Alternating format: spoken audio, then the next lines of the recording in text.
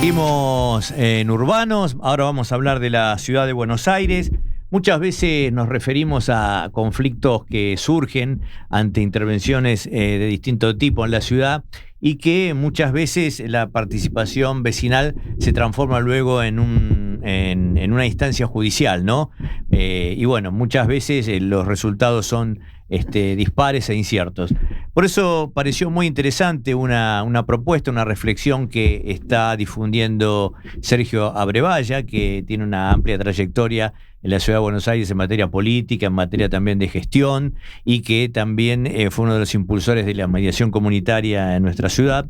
Así que lo hemos invitado para que nos cuente esta propuesta de buscar una instancia prejudicial también en estos conflictos que son tan comunes en nuestra ciudad y en muchas otras. Así que bienvenido, Sergio, ¿cómo estás? Bien, gracias, bien. Interesante propuesta, ¿no? De utilizar todo el background, digamos, de la mediación comunitaria en la ciudad como para darle una vuelta de rosca y también poder aplicarla en otros tipos de casos, ¿no?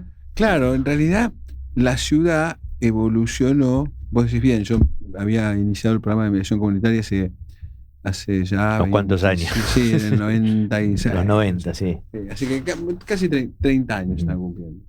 Pero en el 97 realmente se puso a andar bien. El asunto es que teníamos un par de mediadores. El programa sigue y creció. Un par de mediadores en aquella época eran los CGPs. Empiezan a caer conflictos que no sabía nadie cómo resolverlos porque el Poder Judicial de la ciudad no existía. Empezó a existir a partir de, yo creo que el 99, 2000 empezó a existir. O sea que estamos hablando de algo totalmente diferente a lo que tenemos hoy. Y empezamos a trabajar con casos que nadie sabía cómo resolver, que eran grandes, que tenían impacto ambiental. La normativa era muy reciente, estaba la de la 123 ya, pero de todas formas era muy reciente. Digamos que había derechos que asistían a las dos partes, más allá de que hubiese casos que tenía más razón uno que otro, pero más allá de eso, el caso emblemático, yo creo que fue el primero, el grande, es el caso Coto, que es el caso de Coto en French y Larrea. Había comprado una ex feria, una ex CAM se llamaba, que se le había dejado el Estado en la época de Grosso a los feriantes. Compró eso, después compró por Larrea 2 terrenos más y pretendía hacer la carga y descarga por Larrea. En esa época los colectivos iban por Larrea, los autos se estacionaban en 3 garajes gigantes, la zona tiene una dinámica grande. Sí. Y además densamente poblada, es la zona más densamente poblada de la ciudad. Sí. Tenía unos 25.000 personas, una manzana a la redonda, o sea, es una brutalidad. Y bueno, los vecinos se opusieron, le encontraron además algunas fallas desde el punto de vista jurídico. Se habían mandado más allá 50 centímetros por 17 de más de construcción por sobre el pulmón, y ahí los engancharon, y con eso trabado hicimos una mediación multiparte que termina hoy ya enseguida fue, pero hoy ya hablamos de facilitación porque es algo que tenés que, es una agenda que tenés que construir, tiene más flexibilidad, y termina en un convenio firmado, donde cambian la carga y descarga del lugar, cambian el tema de basura también, aseguran el formato en el cual iba a estar encajado el aire acondicionado, porque eso es tremendo, hacia el pulmón de manzana el ruido, bueno, un montón de cuestiones que se firman en el convenio, y a partir de ahí 50 mediaciones multipartes o facilitaciones se producen en la ciudad, y después la ciudad declina esa herramienta que esa tenía. Posibilidad, Sí. La declina en el sentido no del programa, porque el programa andaba muy bien, teníamos buenos mediadores y qué sé yo, sino que declina la decisión política de pasarlo por un sistema de acuerdos. Y en general te diría que lo declina a lo largo de los años como formato para gestionar, ¿no? Que es mucho más allá que mi propuesta. Es decir, las audiencias se convirtieron en una juxtaposición de monólogos, no se trabajan.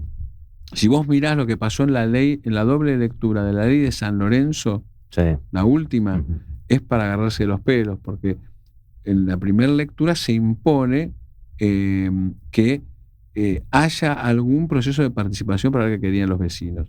Se hizo, pero con un formato de encuesta, no algo profesional y bien armado. Y no sé si virtual o no. Había una parte que era virtual. Hubo algunas reuniones presenciales, pero lo mismo era como te decía, para monólogos, no algo profesionalmente organizado como para saber realmente lo que la gente necesitaba, y termina con el Estado proponiendo escuelas a una sociedad que estaba reclamando otra cosa, una sordera absoluta, ¿no? Entonces, en eso yo digo, tendríamos que tomar la capacidad de la ciudad de gestionar profesionalmente los conflictos para que no escalen, o si están escalados en la justicia, que los reenvíen o los deriven a un proceso de facilitación donde se encuentren soluciones mejores, porque la verdad es que... Sí, porque a veces con la instancia judicial no se soluciona tampoco el problema, ¿no? Por ahí persiste. En general no, porque la justicia mira para atrás, dice quién tiene razón, pero no dice cómo van a convivir para adelante. Y entonces, en definitiva... No se resuelve. No lo resolvés. Y en cambio... De la otra manera sí, porque podés trabajar sobre las expectativas de las dos partes, es decir, te pones de acuerdo. Y por supuesto, eso lo podés hacer si es profesional, la organización de ese proceso de comunicación y de mediación. Si no, no, porque terminás haciendo... Mira, hay una vieja anécdota que explica la diferencia entre trabajar bien las cosas o hacer encuestas, que es cómo diseñaban antes y cómo cambió en Japón los parques. De esto hará 20 años o más. El gobierno decide mejorar un parque. Para esto le pregunta a la gente qué necesita. Así que va un equipo, le pregunta, bueno, yo acá te voy a inventar, no sé, bancos de ajedrez, juegos para los chicos. Bueno, construyen la plaza. Al poco tiempo se dan cuenta que los caminos de cemento no eran utilizados para caminar, sino que tenía senderos en el pasto que llevaban a distintos lados, pero que no eran lo proyectado. Así que el gobierno enojado, los que habían trabajado enojados, ¿para qué hicimos todo el laburo con la gente? Claro, ¿qué pasaba? Nadie les había preguntado cómo era su vida, que es una pregunta mucho más abierta. Habían hecho la encuesta de qué necesitas, toda esa cosa dura, que la gente puede responder cualquier cosa, porque no te enterás cuál es su vida. ¿Y qué sucedía? Los senderos en el pasto eran los senderos que iban desde el sector del que venía la gente hacia las paradas de... Era lo que se usaba. Claro. Era lo que se usaba. Desde ahí, que ya no se hacen más los caminos de cemento, se deja que la gente trace los caminos y después se pone el cemento. Bueno, esta es la diferencia entre laburar bien las cosas y no hacerlo. Si lo podés parar antes de la justicia, o derivarlo cuando está en primera instancia o en segunda instancia y ya tenés una sentencia, pero no lo están arreglando el problema, o llega al Tribunal Superior, pasaron años y están discutiendo construcciones grandes. ¿Y te parece que es un momento para poder establecer ese tipo de metodología?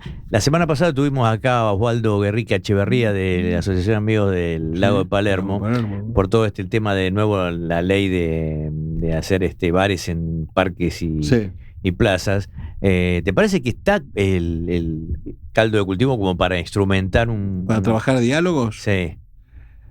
A ver, estamos en una época en la que no. Difícil. Claro, en la época en la que el insulto es lo que funciona. Bueno, pero no te olvides que en el 2001, en el medio del caos total, en la ciudad se largó el presupuesto participativo y hubo mucha participación de la gente. Así que por ahí los momentos de caos, ¿no? Yo hubo un año que fui director de participación y que lo transformé, el presupuesto participativo era muy bueno. Transformé en el sentido de que mejoramos cosas que venían, pero había tomado un impulso al principio, antes de que yo llegue, que estaba bien. Por ahí hay momentos que parecen que no y se puede, ¿no? Sí, fíjate, una herramienta olvidada. Esa. También, sí. Y muy buena. Claro, es verdad, y además uno se da cuenta que es la necesidad, sí que lo tiene que decir y tiene que pelear, luchar para que las cosas mejoren, no para que quede entregándose uno a cómo son las cosas y bueno, aguantatela. Pero estamos en una era difícil de comunicación violenta, digamos. Donde falta el diálogo, ¿no? Falta el diálogo y falta escuchar. falta escuchar, de 100 caracteres, que es muy difícil la profundidad, falta el diálogo y falta escuchar. Es muy importante escuchar, y son muy importantes las historias en la ciudad de Buenos Aires para poder construir acuerdos. Las historias de las personas de vida son las que te dicen realmente cómo esperan que se resuelvan los problemas que tienen, por ejemplo, urbanos. Si no, si vos discutís metros y eso, no vas a llegar a nada. Así que no debe ser el mejor momento, pero como vos decís, pero también lo es porque es el momento en el que tenés que instrumentar la respuesta. ¿Y cómo se instrumentaría? ¿A través de lo existente, creando una nueva estructura, una nueva norma? ¿Cómo avisorás el tema? Mirá, te digo cómo lo veo, porque te lo podría contar parcial y listo, pero la verdad es que no, que lo veo mucho más completo.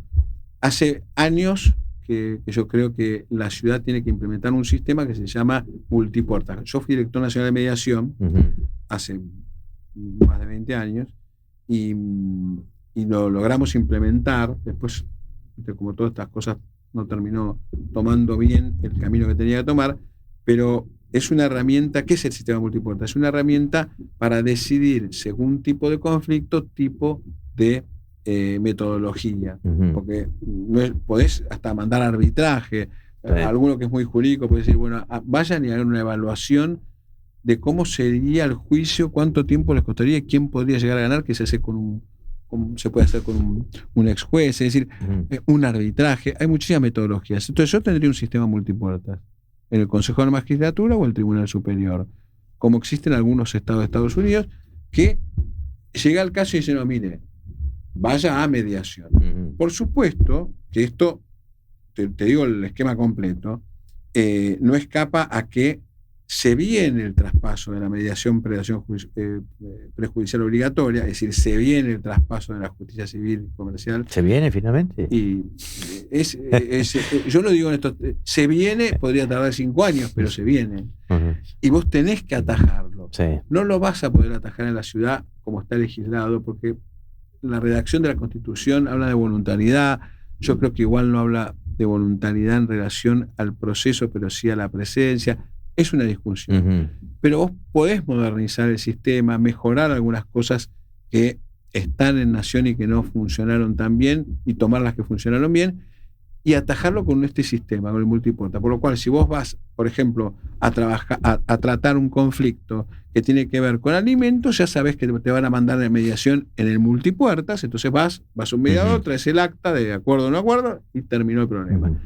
En ese esquema de multipuertas me parece que tendría que estar la facilitación en estos casos urbanos o ambientales. Exacto. Y entonces vos podrías trabajar desde ese lugar cuando no aguantó, no funcionó, no se lo atajó tiempo y 5 vecinos fueron y pidieron una cautelar. Ahí tenés que armar la herramienta, evaluás o no rápidamente si va a cautelar, o mandás antes el sistema multipuerta y decís, miren, vayan al facilitador, vayan al programa de la Ciudad de Buenos Aires, que es gratuito, que ya existe, tiene experiencia, van ahí, les ponen un facilitador, se organiza un esquema de conversación pública y hay que hacerlo. ¿Tuviste contacto con algunas organizaciones de la sociedad civil para comentarles, como para ver qué grado de cohesión puede tener este tipo de cambio? Mira, como mi mundo es el de mediación, en ese yo ya lo conversé muchas veces, y sí, siempre la ampliación de posibilidades de casos a tratar de mediación son bienvenidas. No lo hice con, Basta Demoler, por ejemplo, con este tipo de organizaciones. Sí. Hace muchos años sí, algunas... como Fundación Ciudad fueron parte. Fundación Ciudad fue parte del acuerdo del Coto, es decir, la vivieron. Sí. Y yo creo que estarían de acuerdo en el sentido no de resignar derechos, sino de que hay cosas que, si se hubiesen conversado, hubiesen sido distintos. Claro. Un caso, me vino a la memoria, un caso famoso es el de Basta Demoler, que hace un planteo con la estación de subte de la Plaza Francia, que el gobierno estaba equivocado, tenía razón Basta Demoler, que lo que tenía que armar era una conversación, pero no les quedó otra Basta Demoler que meter una cautelar. Terminó en la legislatura cambiando el rumbo. Es decir, ¿te acordás que terminó haciendo la traza de otra manera? La verdad es que si hubieses organizado un proceso de conversación, hubiera sido mucho más sencillo y útil, ¿no? Útil, habrías puesto bien las cosas, y si no, termina resolviendo la justicia, por un lado fue así, y por otro lado la legislatura, donde por ahí Puede salir cualquier cosa. Claro, es que en parte fue así, no es que estuvo mal, pero no tuvo que ver por ahí con lo que necesitaba la gente. De hecho, además, esto, he sido legislador, así que crítica y autocrítica, las audiencias públicas son procesos de yuxtaposición de monólogos. No es que no es vinculante, no hay una escucha de lo que se dice. El que va a hablar va a decir lo que quiere y no a entablar una conversación. Y yo creo que la parte tiene que ver con que vos no organizás el proceso de otra manera, profesionalmente, sino que es una audiencia, pues ahí hable y después veo. Bueno, hay muchas cosas, ¿no?, que habría que reactualizar o ayornar, ¿no? También, bueno, otro día podemos hablar de también las comunas, ¿no? Merecerían otra herramienta, sí, ayornarse nuevamente, golpeada, o el presupuesto participativo, digamos. Hay mucho para... Tiene la verdad que la ciudad tiene una experiencia hacia atrás muy, muy importante, ¿no? Que habría que aprovechar y volver a redefinir, ¿no? En ese sentido, los gobiernos fueron recentralizando las decisiones y ahuyentando todo modelo de participación moderno, cuando al contrario había sido pionero. Sobre todo en las últimas décadas, ¿no? Que hubo un retroceso muy, muy importante. Los últimos 20 años. Bueno, Sergio, siempre es un gusto recibirte. Seguramente te vamos a volver a convocar y comentarnos de cómo avanza esta idea, que realmente creo que sería muy importante para los ciudadanos. Yo creo que sí. Además, como te decía, se vienen más cosas en la transferencia de la justicia, así que si no armamos algo que derive en lo que ya tenemos, no vamos a atajar bien este traspaso. Muchísimas gracias, como siempre. Gracias a vos. Sergio Orevalla en Urbanos.